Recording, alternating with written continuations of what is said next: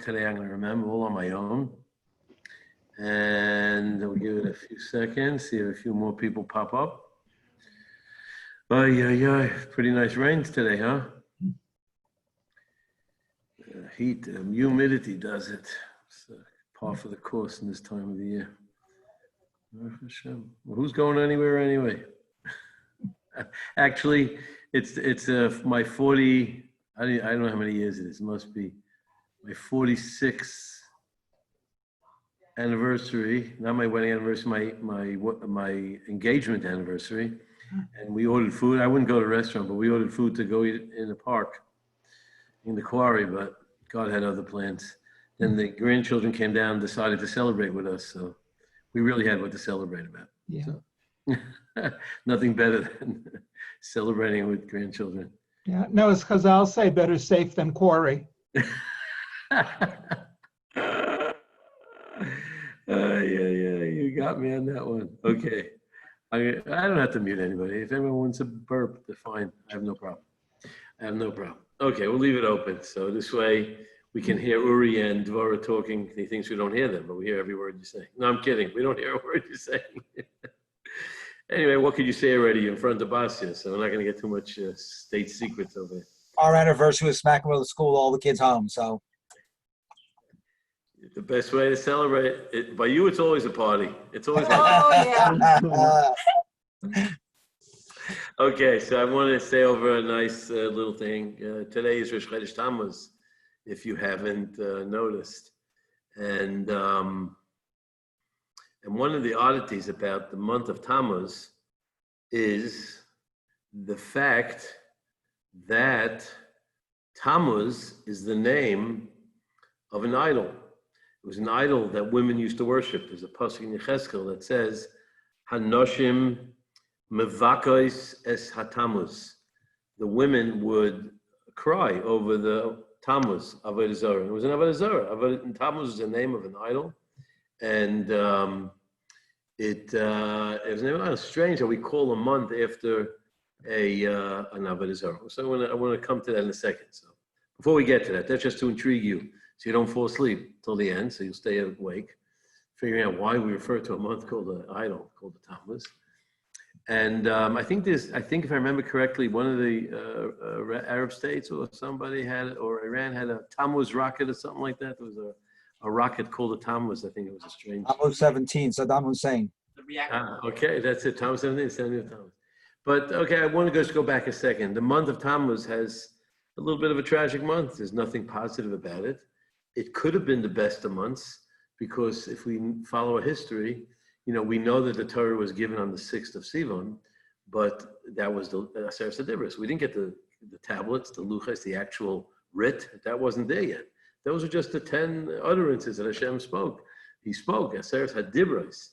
But the luchas was supposed to come down on the 17th of Tammuz, and we botched it. And that was a day that we did the Egel Azov, and we lost the luchas.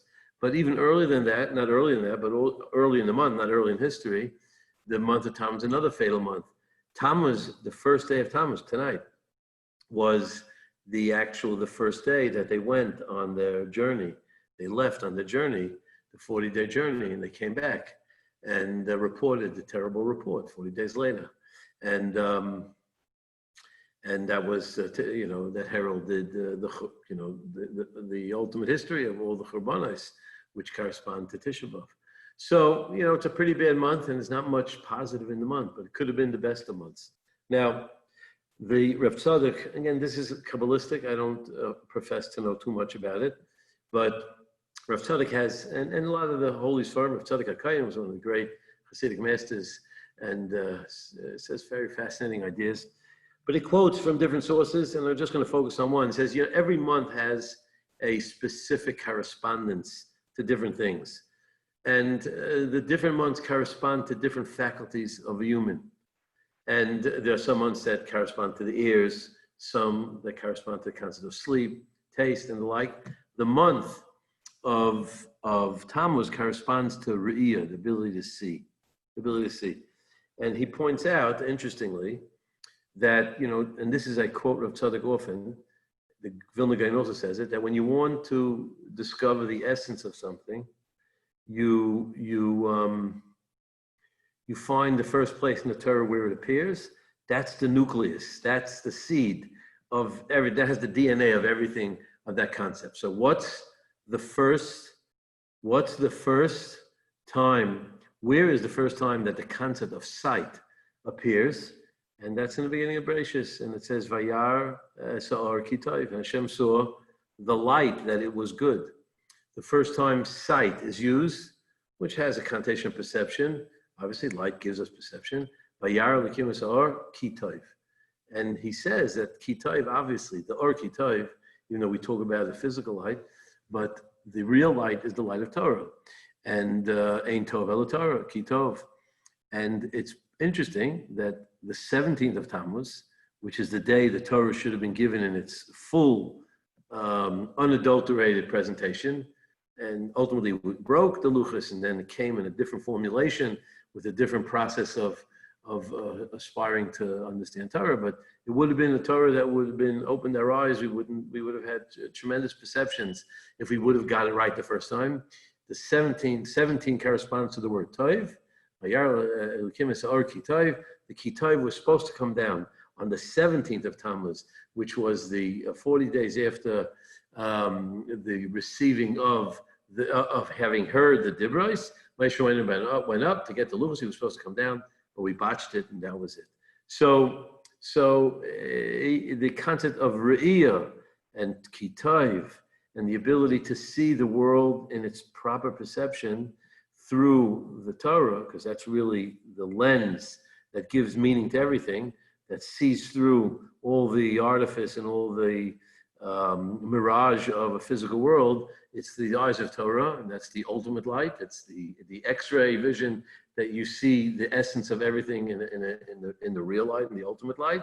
That should have been in Tammuz, but we botched it. And that's the same idea he alludes to. The Meraglim also, they didn't see things properly. They had a misperception of what was going on. Like the old Mepharshim say, they saw these giants, they were dying. They thought that was an evidence of a terrible land that kills its inhabitants. Meanwhile, God had orchestrated the event, so they should be busy and not notice them, and they should be able to go on their way. But when you don't see things for what they are, and you see things within your own limited view, then you're guilty of not using real sight. I mean, physical sight is not enough. You have to have the inner eye, which really the Torah is our inner eye. Vayar Elokim Sa'ar Kitayv, that's the ultimate light, and that somehow got diminished, and we have to extract it through.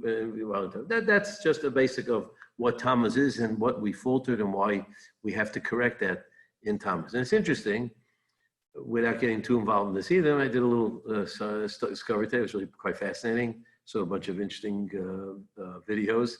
But we all know that every month has a constellation that corresponds to the month. And anyone know what June 21st or July 21st is? More or less, that's the astrology of this month is Cancer. And a Cancer is a crab. It's a crab. It's a crab. And it happens to be that crabs have fascinating eyesight. They have, I think they say, the creature that has the most complex ability to see. Humans only see within a spectrum of 3 colors, I think, 3 basic colors. And they see in a spectrum of 10 is I think it's called a mantis shrimp, which is a family of the crustaceans, which is a family of crabs and lobsters and all that. But crabs also, they have magnificent eyes that they're able to see very far, and a certain ultraviolet rays that a human eye can't see. And they use it, and also, just a simple idea, the crabs have eyes that are on, these extenders, I don't know what they call them. And they can go and put up a periscope while they're under the sand, and they can look up and see beyond where they actually are, which represents, I just thought that was interesting, that it sort of aligns with this idea that there is some sort of a correspondence in the month, the power of Re'iyah, and the ability to see things accurately. And happens to be that the Cancer, the crab, is an animal that has unusual eyesight. Now, we're going to take that a little further. So there's a Ravid, the Ravid, one of the Rishonim, he wrote a commentary on the Sefer Yetzirah. Sefer Yetzirah is some sort of Kabbalistic work, which talks about these correspondence of the different months to different ideas and different facets of the world and of the constellations. And we'll talk about that maybe tomorrow a little more, another fascinating correspondence. But in that subject, he says something about Sarton. Sarton is a crib. And he says the crib, we know, is a creature that inhabits the water. It needs water. It can't live without water. It needs water. And he says like this. This is what he says. I'm going to read to you what he says. And then I'm going to tell you my simple understanding of it. Not simple, but certainly not the Kabbalistic implications which the Rabbi, I'm sure, is alluding to. But we'll try to attempt a little. I want to share something interesting that I came across having read a story, and I remember this, and I want to share with you. So he says like that. I'll read you the words. He says like this. He says, it's a bria that comes from the water. And he says, we know there's good water and there's bad water. He says, what's good water and bad water? He says, the tears. We cry when we're happy, and we cry when we're sad. He said, Mamayim yeshraim v'tayvim. Liquid, human expresses liquid, which corresponds, the world is a reflection of us, and the sea, salt water, right? Tears. He says, yeshraim v'tayvim. Shel simcha, the tears of eyes when you're rejoicing, me'iras anayim, it enlightens the eye. V'shel b'chia, when you cry, not of joy, but you cry of sadness, dimosa mechas anayim, it diminishes our eyesight. V'hasoid, and he says that this secret is alluded to in this pasuk. Hanoshim mevakois es Tammuz. The women would cry over the idol Tammuz. So it says crying, women crying over the Tammuz, and water somehow associated with the month of Tammuz. Sarton, good water, bad water, good eyes, bad eyes, happy tears, sad tears. Not clear what he's talking about. All right, but that's what he says. Those are the words. Ad kan Dvar. That's exactly what he says. That's where Tzaddik quotes him. So I just want to tell you. So I looked. What was this Avodah Zarah Tammuz? It's a fascinating Avodah Zarah. I mean, the whole concept behind it was very fascinating. So there are many different Mefarshim. I'll quote you one. The Mari Kara, one of the Mefarshim. If you ever look in the Medrash Zelis, one of the Mefarshim is Arisha, Mari Kara, and one of the major commentaries on the. And he says like this. He says the idol of Tammuz was a idol made out of lead, and they would position it specifically in these months of Tammuz when the sun was particularly heat, and the nature of lead. I think the Gemara recently in Daf Yomi made a mention to this, that when you heat it, when it drips, it exudes water. The copper, lead. I mean, when you heat it. And metal in general, the moisture comes out. So they would create this idol with eyes, with the sun penetrating on it, radiating on it, and it would cause the eyes that they fashioned on this Avodah Zarah to grow tears. And that was the tears of this Tammuz. And somehow the women, and they would say that the idol is crying and it's summoning the people to allegiance to it, and they're not paying tribute to it enough, and that was the Avodah Zarah, whatever the Avodah Zarah was. So somehow there's an allusion to the sun radiating on this metal and causing it to emit tears and arousing the emotions of the women who, well, Mavakas is Tammuz. That's what he says. So that's some sort of allusion to tears. And if we see that month's Tammuz, so what's that all about? So I just want to say that what I think in a nutshell is, the sun represents the physical world. And, in ancient times, they worshiped the sun. They thought that was the power source. It is the power source of the world. But obviously, there's a source that powers that too. But the mighty sun, that was worshipped in Egypt, Ra Negekin Benechem, it says in the Pasuk, which is the god of Ra, and many say it's the sun god. And it really represents that there are people who live their life with the assumptions that the world operates within the limitations of the power of the sun and all the physical forces in this world that limit us to whatever it is that we're limited to in the circumstances of our life that we try to live through the world. And very often, when we live with those on that limited scope of ability to operate beyond the confines of a natural world, so we get frustrated because there's nothing beyond it. And when the forces are against us, so there's not much we can do. And sometimes it's frustrating because like, COVID, the world turned over its in his head. We thought that the world was going on its happy way. We had our expectations, and suddenly everything turned against us, and we're hopeless because there's no vaccine. That's all we put our hope in. We put our hope in all the physical responses that will give us back and restore our sense of comfort and confidence and happiness and be able to go on with a certain level of certainty in life. But life has no certainty.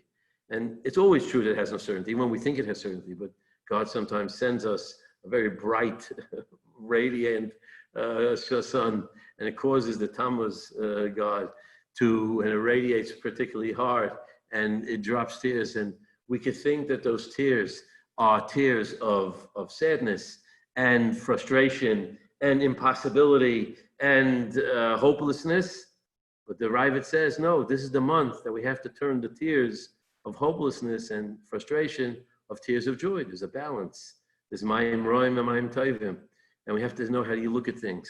Because, of course, it's hard, and it doesn't mean that it's not going to be difficult when we're not facing challenges. But whether we label it frustration or we label it challenge, and whether we label it frustration and tears that blur our vision, or tears that clear our vision and understand that, there's something much greater going on and something for us to strive to, and even though we have to endure and no one's diminishing the difficulty of it, nevertheless, that's really what it's all about. And that's the challenge of Tammuz.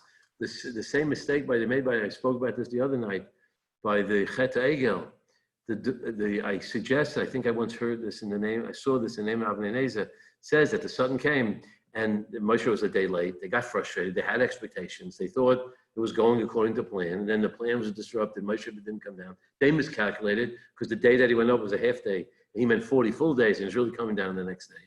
Meanwhile, they went berserk and they went to grope for some physical manifestation of a relationship with God rather than throwing ourselves totally on God. And they looked and they cried rather than cry tears of joy, knowing that the next day he would come or God would take care of him. And the Medrash says that the Satan, Rashi bin Zayin Chumash, created an image of Moshe Rabbeinu dead on his coffin, on his bier, and they saw the image of Moshe Rabbeinu dead, and that's what they saw, and that's why they sinned. So most people learn that it was some sort of a magical trick. Then Satan has a magic toolbox, and he made an image. But if they really saw Moshe Rabbeinu dead, what do you want from them? So I think the Avnei Nezer says it doesn't mean that they literally showed them that. It meant he worked on their mind, and the imagery in their mind, and the frustration, and the hopelessness that developed was as if they saw Moshe Rabbeinu dead on the bier in front of them. It was a test of would they rise to the challenge and be able to deal with this frustration or not. That's what it means. So that's the month of Riyah. How do we see things in life? This is the thing that we always talk about, we always live through. And really, that's the essence of everything in life. How do you see any given circumstance in life? Is it the Noshim Avakais as Tammuz? Is it the sun and its limited scope and ability to give us what we need and operate within it? That sometimes is frustrating because if we submit just to the confines of nature, we're lost. There is a certain amount of hopelessness. The ozone layer will disappear in the physical world. But if you see the world from Vayaris Elikim Arkitayv, and you see the world from a higher visibility and a higher sense, and you raise your eyes on those extenders that the Kriyav has above the sand when you're buried, and you're able to see beyond what's going on, then you realize that there's a different view of things. And if you see with a deeper and more colorful view, beyond the colors that nature offers us, but the colors that are more spiritual and give us a scope and a periscope to see the world from the proper vision, then you start to retrieve that which we lost in the month of Tammuz. I hope that's not too complicated, but I was thinking about this many hours this afternoon, so I hope it came out. It's been churning in my mind. So this is what came out from my little excursion this afternoon. So I read a story, and it really just happened to be that I read a story. It's a tragic tale, but the end of the tale is very, very touching. There was a woman. Her name was I don't even know her last name. A woman whose husband, I forgot his last name. He was a Rebbe. He grew up in St. Paul, Minnesota. She grew up in Queens. Her father was from a Muslim of Chaim. They devoted their life to Chinuch, and her and husband went to serve in 2002 in a day school in Ottawa, and they raised their family. And 8 years later, on a trip to visit her sister in Rochester, New York, they got into a car crash with 7 kids in the car. The husband became a quadriplegic, and here he was, a vital, energetic, inspiring, hardworking, ceaseless in activity, and charming, and everything else. He became a quadriplegic, and she goes through, they have to extract him out of the vehicle with the jaws of life, and they went through a series of rehab and months and years, and then he was quadriplegic, and over the years he kept recurring illnesses until eventually, at the age of 49, in 2017, her husband passed away. Okay, I'm sorry, I don't remember the last name. I didn't, one sheet I'm missing from the sheet that I made a copy, but and that's just right. And after, so you can just imagine, this was years and years of, and she writes, she goes through the story about, the good days and the bad days, and the community and the warmth and the understanding and the support, and how they allowed this, they developed a close catch with the husband and Yehuda, and he was able to, even with his disabilities, convey, and he had a blog post that he wrote and inspired people. But at the end, the effects of the accident and his lack of function in his lungs and the recurrent pneumonia, he died. So then she writes, and the title of the article that she calls it says, "I didn't sign up for this." That was what it's called. And then she writes, I'm going to read you the last 3 paragraphs of what she writes. She says, Baruch Hashem, we've gone through a lot, but there's joy in nachas, and that is real simcha. And he says, when you go through something so deep and emotional, he says a very salient point, he says, all your emotions are on the surface.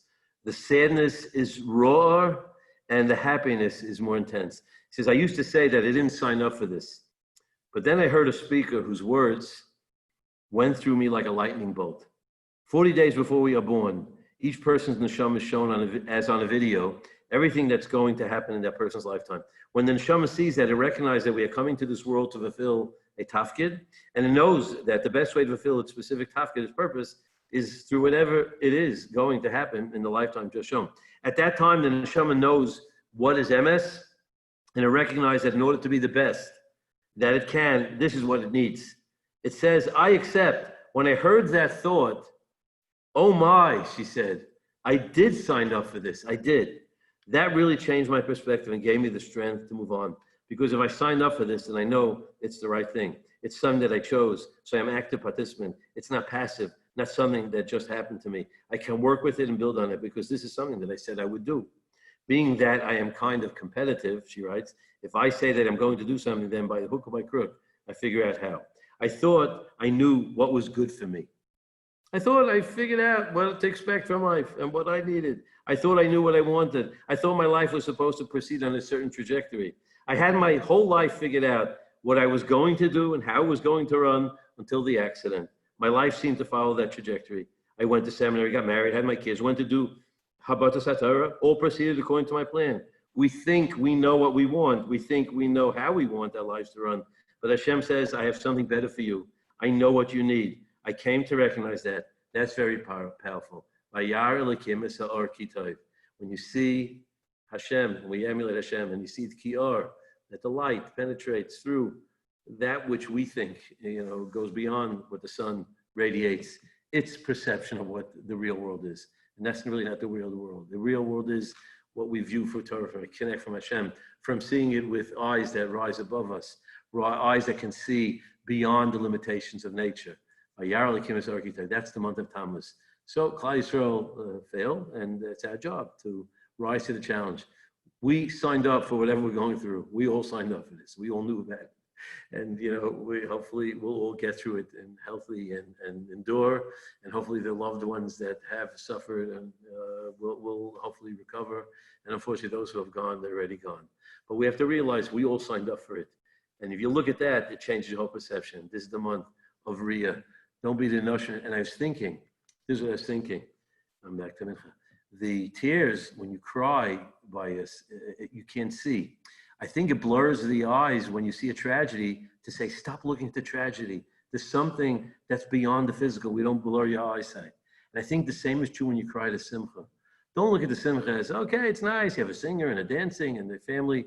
Close your eyes. Don't look at it as official. Realize how deep this is. Look what the Baruch Hashem has sent you. There's tears of joy. There's Mayim Tov and Mayim Royim. We've got to be able to, you have to be able to receive it in the right way. Thank you. I'm going to run off. I'm sorry I can't talk to everyone, but we'll meet tomorrow. Have another great continuation. Thank you very, very much. It's so nice to be here. It's a great audience. What can I tell you? Thank you for listening. Good to know.